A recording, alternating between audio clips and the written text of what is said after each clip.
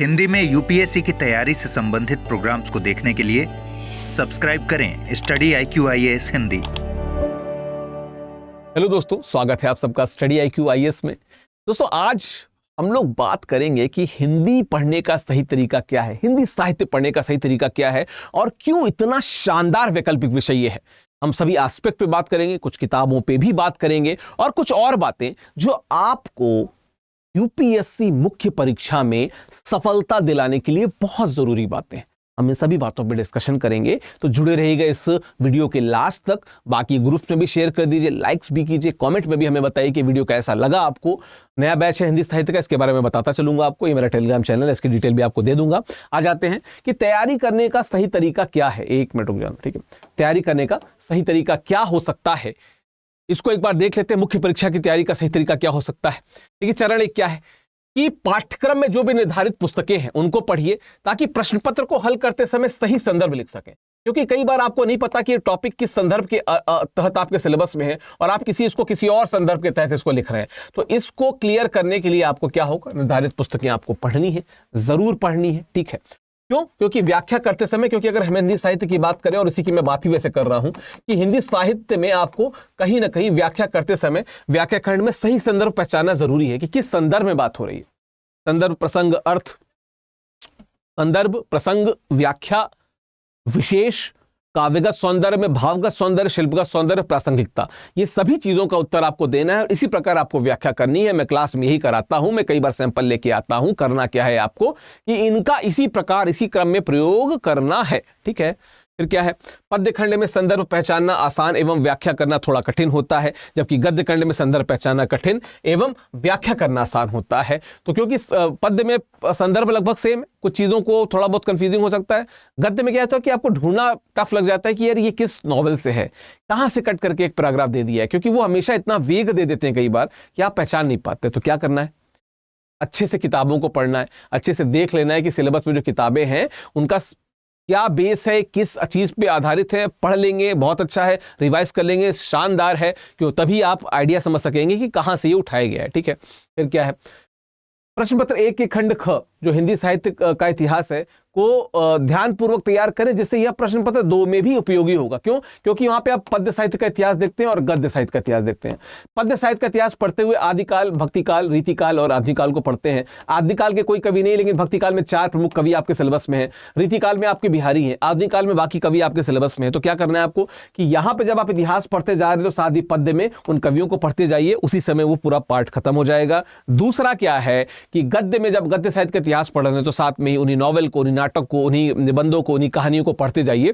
आपका इतिहास भी खत्म हो जाएगा प्रॉपर और एकदम अच्छे से वो लिंक भी करने लगेगा। तो बहुत शानदार मजा आएगा आपको, ठीक है। तो हिंदी साहित्य के विकास को सही तरीके से समझें और इसे क्रमबद्ध तरीके से विवेचित करें, जिससे आपको प्रश्न पत्र 2 को तैयार करने में मदद मिल सकेगी और आपको अलग से नहीं पढ़ना पड़ेगा। लगेगा क्या कि जो प्रश्न पत्र 1 का खंड ख है और प्रश्न पत्र 2 का जो खंड क और ख है, ये इससे रिलेटेड है और आप एक ही साधे सब सधे, जिसे कहते हैं ना कि एक पे आप निशाना करेंगे और दोनों सध जाएंगे।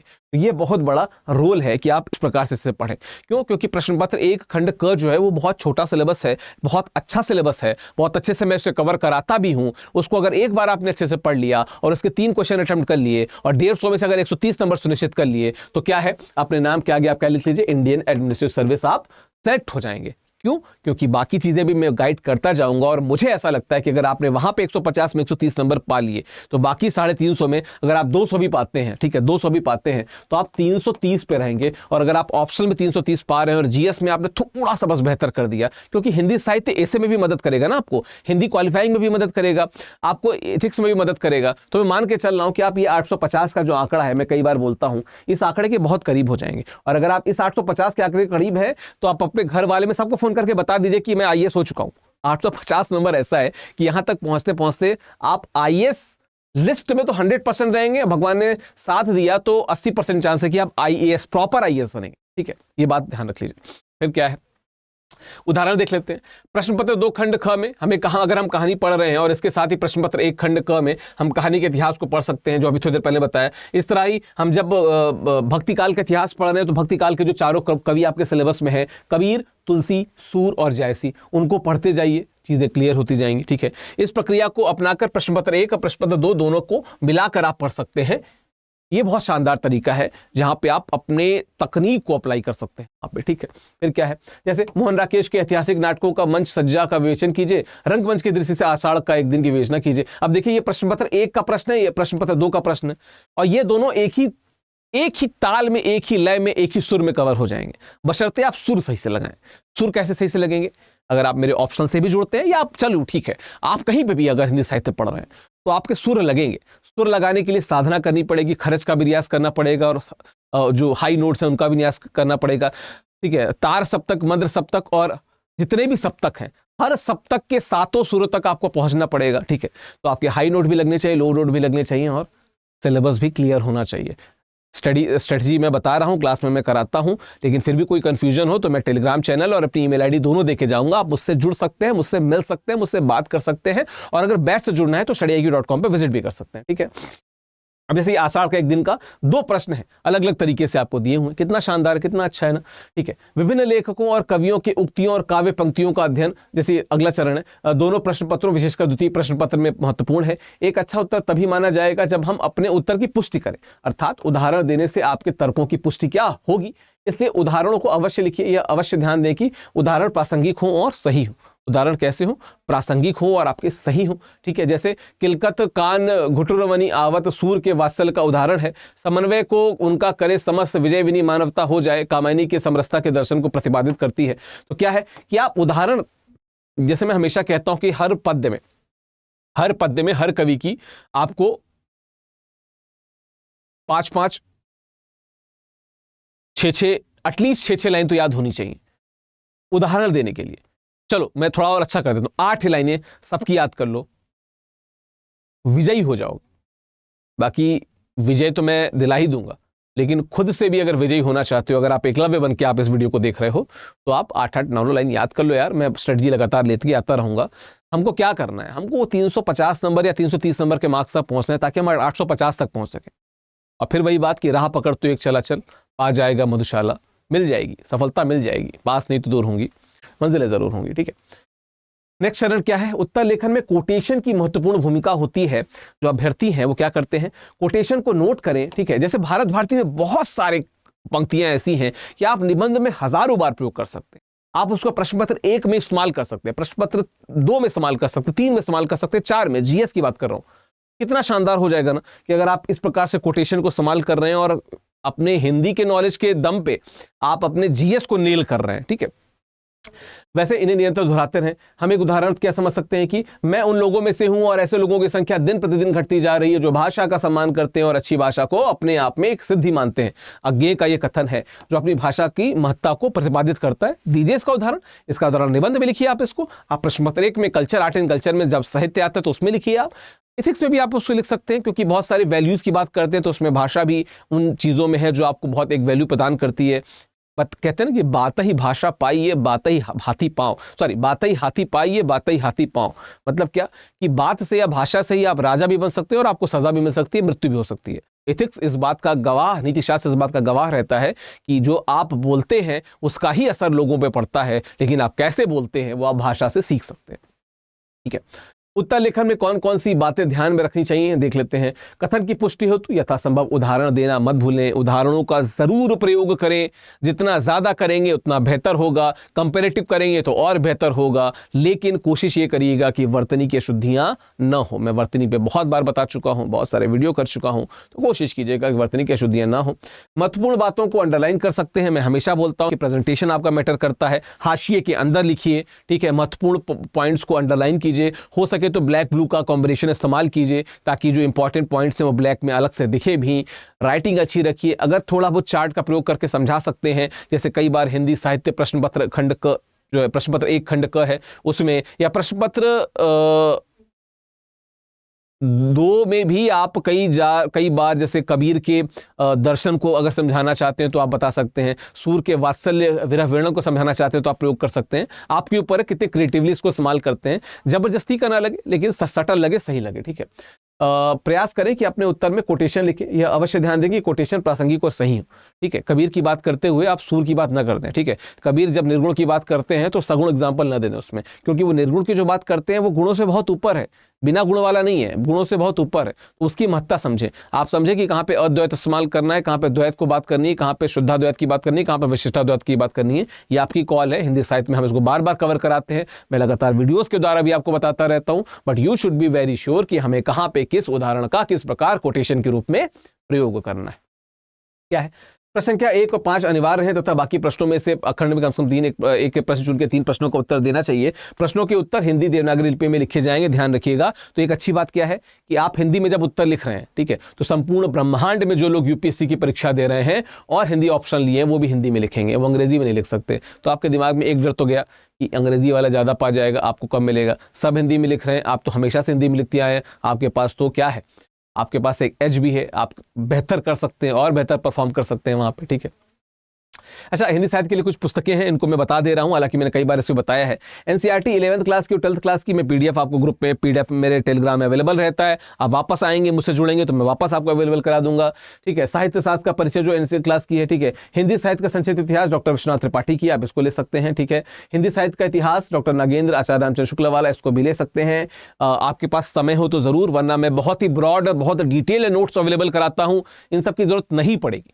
इतनी सारी किताबें मैं आपको खुद दूंगा अच्छे से कि आपको जरूरत नहीं पड़ेगी। लिमिटेड किताबें आपको गद्य की लेनी पड़ेंगी और अवेलेबल होगा तो मैं उनके भी पीडीएफ जो फेयर यूज में आते हैं मैं वो आपको जरूर अवेलेबल करा दूंगा, सारे करा दूंगा, ठीक है।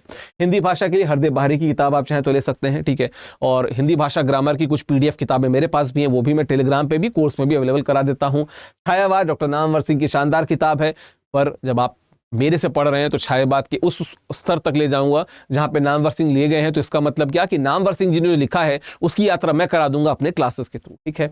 कबीर हजारी प्रसाद द्विवेदी की शानदार है, ये कलेक्शन है, आप इसको भी लेना चाहें तो ले सकते हैं। बट अगेन कबीर के हर दर्शन और हर भाषा के जो उनका एंगल है उस वहां तक हम पहुंचेंगे मेरे द्वारा भी, लेकिन आप चाहें तो किताब ले सकते हैं। कविताओं के नए प्रतिमान नामवर सिंह की किताब बहुत शानदार किताब है, इसको भी चाहें तो ले सकते हैं। बाकी यूजीसी नेट के जितने भी पीडीएफ हैं जो भी फेयर यूज पॉलिसी में है हम सभी आपको उपलब्ध करा देंगे, तो उसके लिए भी हमें घबराना नहीं है। चलो, वैकल्पिक विषय के स्वरूप में हिंदी साहित्य को क्यों चुने, एक बहुत इंपॉर्टेंट टॉपिक है, बहुत अच्छी बात है। बच्चे बहुत बार मुझसे पूछते हैं, मैं एक अलग एंगल से लेके इसको आया हूं तो बात कर लेते हैं। पहली बात तो हिंदी साहित्य को वैकल्पिक विषय के रूप में चयन करने योग्य है क्योंकि यह तुलनात्मक रूप से अन्य विषयों से सरल, सहज एवं रुचिकर के साथ साथ पढ़ने में भी क्या है, आसान है। पढ़ने में भी क्या है, आसान है, ठीक है। स्टोरीज ही तो है, जीएस पढ़ते पढ़ते थक जाओगे, थक नहीं जाते हो जीएस पढ़ते पढ़ते, बार बार भाई बोरिंग जीएस। यहाँ पे क्या है, यहाँ पे आपको क्या है, यहाँ पे एक अलग पर्सपेक्टिव दिखता है, दुनिया दिखती है, कहानी दिखती है, इमोशंस दिखते हैं, भाव दिखते हैं, सुर दिखते हैं, लय दिखती है, ताल दिखती है, कहानी दिखती है ना। तो हम एक अलग दुनिया में ट्रांसपोर्ट होते हैं अपने थकान को दूर करते हुए, लेकिन हमको उससे नंबर भी मिलने वाले हैं क्योंकि मेंस का पार्ट है वो। इतना शानदार विषय हो गया ना। पाठ्यक्रम का छोटा है, बहुत छोटा कंसाइज पाठ्यक्रम है और लिखा है 3-4 माह में, पर अगर आप शुरुआत में करेंगे तो शुरुआत में आपको 6 से 7 महीना लगेगा, क्योंकि मैं भगा के नहीं पढ़ाता। मैं ऐसे पढ़ाता हूं कि एक बार अगर आपने पढ़ लिया तो आपके दिमाग में वो अवस्थित हो जाएगा, आप सोने में भी कबीर को लिख देंगे, इतना बेहतर मैं पढ़ाऊंगा, ठीक है। तो ये 6 से 7 माह लग जाता है। ये रिवीजन के लिए 1-2 महीने बहुत कहें इसके लिए, ठीक है। निश्चित तौर पे स्पष्ट पाठ्यक्रम में क्लियर है, पाठ्यक्रम से बाहर कुछ नहीं आने का, जो पाठ्यक्रम में है उसी के अंदर आएगा और उसके अंदर भी चीजें बहुत रिपीटेटिव आती हैं। तो एक बार अच्छे से आपने दिमाग में स्पेक्ट्रम बना लिया तो आप अपने नाम के आगे आईएएस लिख लीजिए, क्योंकि आप बहुत अच्छा नंबर लाएंगे, फोकस हो जाएंगे, ठीक है। लेखन कौशल का विकास निबंध एथिक्स में बहुत फायदा मिल जाता है, मैंने अभी बताया आपको। एक तो आपको हिंदी माध्यम के हैं तो आपको सोचना ही नहीं है, इतना बेहतर आपका उत्तर लेखन हो जाएगा जो मैं खुद करवा देता हूं पर्सनल गाइडेंस से, कि ना कोई वर्तनी की मिस्टेक, ना फ्लो का दिक्कत, ना आपको समरी या सेंट्रल आइडिया बताने का दिक्कत, सब आप शानदार कर लोगे, ठीक है। लेकिन साथ में और क्या प्लस पॉइंट है इसके कि आपका निबंध और एथिक्स में भी आपको बहुत योगदान मिल जाता है, ठीक है, बहुत योगदान मिल जाता है। जो इंग्लिश मीडियम के स्टूडेंट्स हैं उनको भी निबंध में योगदान मिल जाएगा, क्योंकि कबीर के बारे में तो इंग्लिश में तो लिख ही सकते हो आप ना, तो कोई दिक्कत वाली बात नहीं है। इस बात में कोई संदेह नहीं कि हिंदी माध्यम के उम्मीदवारों के लिए हिंदी साहित्य सर्वश्रेष्ठ विषय है। निश्चित तौर पर अगर रिजल्ट को देखें, पार्टिसिपेशन को देखें तो इससे बेहतर तो कोई है ही नहीं, कोई नहीं, कोई नहीं, ठीक। विगत कुछ वर्षों के सिविल सेवा परीक्षाओं के परिणाम में हिंदी माध्यम की अधिकांश शुरुआती रैंक उन्हीं उम्मीदवारों के जिनके पास ये विषय था। निशांत जैन सर 13वीं रैंक थी, ठीक है। मेरे ख्याल से निशांत ऐसे लिखा रहेगा, ठीक है। और रवि सिहाग 18वीं रैंक थी, आप सबको पता है, ठीक है। कृतिका मिश्रा 66वीं रैंक थी 2022 में, वैकल्पिक विषय हिंदी साहित्य था, ठीक है। यह विषय केवल हिंदी माध्यम पृष्ठभूमि के अभ्यर्थियों के लिए ही उचित है, ऐसा नहीं है। अधिकांश सफल अभ्यर्थियों की पृष्ठभूमि साहित्य हिंदी माध्यम न होने के बावजूद उन्होंने बहुत अच्छे नंबर प्राप्त किए। मेरा खुद अंग्रेजी माध्यम था, ठीक है। एक उदाहरण समझ सकते हैं, 2014 में रैंक 49 पवन अग्रवाल ने इंग्लिश मीडियम से परीक्षा उत्तीर्ण की है, ठीक है। उनका वैकल्पिक विषय हिंदी लिटरेचर था, ठीक है। वहीं प्रदीप कुमार द्विवेदी, ये मेरे हॉस्टल के सीनियर भी रहे, ठीक है, इनकी 74वीं रैंक आई थी। ये सामान्य अध्ययन, इनका माध्यम अंग्रेजी था, वैकल्पिक विषय हिंदी साहित्य था, जिसमें उनको 344 अंक प्राप्त हुए थे। तो 344 अंक प्राप्त होने का मतलब क्या है कि आप 100% रैंक 77 देख रहे हैं, आप IAS हो गए ना यार। इससे बेहतर क्या मिलेगा आपको? 344 नंबर पा गए और 850 नंबर का आंकड़ा पा लिया तो फिर तो क्या हो, IAS हो गए आप। इतना बेहतर इसका रिजल्ट रहता है, ठीक है। साहित्य क्यों ना चुने, इसमें भी हम बात कर लेते हैं, हम इसको इग्नोर नहीं करेंगे। यदि हिंदी भाषा लिखने या पढ़ने में दिक्कत होती हो, आलस आती हो, लगता हो कि सो ही जाए, इससे बेहतर है तो छोड़ दो, मतलब हिंदी लिटरेचर, ठीक है। विषय का दायरा बहुत व्यापक है, ठीक है, बहुत व्यापक है। आपको समाज को समझने में मदद मिलेगी। आपके बगल जो व्यक्ति बैठ के आपको धोखा देने की कोशिश कर रहा है, आप उसके मंतव्य को समझ सकते हैं हिंदी भाषा को पढ़ते हुए, हिंदी साहित्य को पढ़ते हुए। विषय वस्तु को समझने के साथ रटना भी होता है थोड़ा सा।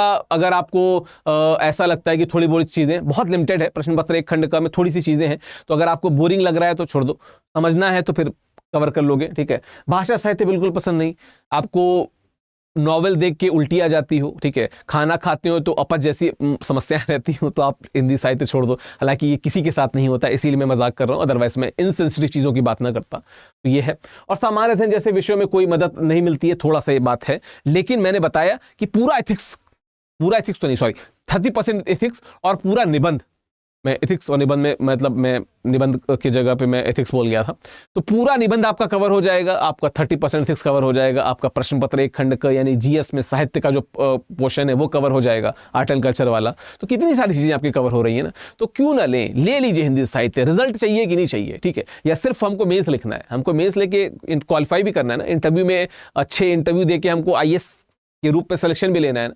सिर्फ फॉर द सेक और नेम सेक चीज़ों की तरफ मत भागिए, अपना भविष्य देखिए, हिंदी साहित्य भविष्य, ठीक है। खैर, तो हिंदी साहित्य का जो मैं बैच की बात बता रहा था, तो जो हमारा प्रतिज्ञा बैच है, 2026 को टारगेटेड जो बैच है, ठीक है, 28 जनवरी से इसमें एडमिशन शुरू है, 10 दिन तक यानी लगभग 8 फरवरी तक इसमें एडमिशन चलेंगे, 8 फरवरी तक इसमें एडमिशन चलेंगे, उसके बाद एडमिशन क्लोज हो जाएंगे। दोपहर 1 बजे का बैच है, और इस दौरान अगर आप मेरे कोड को यानी कि विकास लाइव कोड को अगर आप प्रयोग करते हैं तो आपको मैक्सिमम डिस्काउंट मिलेगा। आप यहाँ पे डिस्काउंट देख सकते हैं, बहुत ज्यादा डिस्काउंट मिलेगा, ठीक है। इसमें एक और फीचर हमने जोड़ा है जहां पे प्लेटिनम बैच की बात की गई है, तो डिटेल आपको स्टडी आई को मिल जाएगी। प्लेटिनम बैच में क्या है कि आपको रेगुलर आंसर राइटिंग होगी, हम उसमें एक ज्ञान भंडार हम लेके आए हैं जहां पे बहुत सारे वीडियोस, बहुत सारे PDF पड़े रहेंगे, और उनको ऐसे बनाया गया रहेगा कि अगर आपको कुछ भी चीजें बैक में जाके देखनी है तो आप वहां पे हमेशा से देख सकते हैं, भविष्य में जाके देखनी है तो भी आप देख सकते हैं, तो हर चीज वहां पे उपलब्ध रहेगा। साथ में personal mentoring session, 1-to-1 mentoring session होगा। क्यों? क्योंकि कई बार एक फैकल्टी के रूप में हमारी भी लिमिटेशन होती है कि हम हर स्टूडेंट से उस डिटेल में नहीं बात कर पाते, ठीक है। तो क्या होता है, मेंटर होगा जो 24 घंटे आपके साथ रहेगा, जब आप उसको कॉल करोगे अवेलेबल रहेगा, वो आपको गाइड करेगा, बताएगा क्या पढ़ना है, क्या छोड़ना है, कहां आगे बढ़ना है, कैसे करना है, हर चीज वो आपको बताता जाएगा। तो इसकी डिटेल आपको स्टडी आई की वेबसाइट पे मिल जाएगी। विकास लाइव कोड को याद रखें और हिंदी बैच से जुड़े। सिलेक्शन लेना है ना यार, मजाक नहीं करना है। फाइनल सिलेक्शन के लिए the best option you have is Hindi literature. But अगर आप और कोई डिटेल चाहते हैं तो @ऑफिशियल विकास टेलीग्राम पे सर्च करेंगे, मेरा टेलीग्राम चैनल आ जाएगा, वहां पे @विकास लाइव करके मेरे साथ बात भी कर सकते हैं, या मेरी email ID पे जुड़ना चाहे तो मेरी email ID क्या है, vikas.singh@studyiq.com। यहां पे आप मुझे मेल करके आप मुझसे सीधे सीधे जुड़ सकते हैं, ठीक है। देखिए, यूपीएससी में सिलेक्शन लेना ही उद्देश्य है आपका, ठीक है, मनोरंजन नहीं है, मनोरंजन नहीं है, ठीक है, मनोरंजन नहीं है। मनोरंजन के साथ अगर कोई सिलेक्शन दिला दे तो ये तो सोने पे सुहागा हो गया, आइसिंग ऑन द केक हो गया। समझिएगा, सोचिएगा, कमेंट बॉक्स में बताइएगा वीडियो कैसा लगा, इसे लाइक कीजिएगा, बाकी ग्रुप्स में शेयर भी कीजिएगा, और हम लगातार वीडियोस, स्ट्रेटजी वीडियोस भी और पाठ्यक्रम से जुड़े वीडियोस भी लाते रहेंगे। दिन शुभ हो आपका, all the very best, thank you so much. Hindi में यूपीएससी की तैयारी से संबंधित प्रोग्राम्स को देखने के लिए सब्सक्राइब करें स्टडी IQ IAS हिंदी।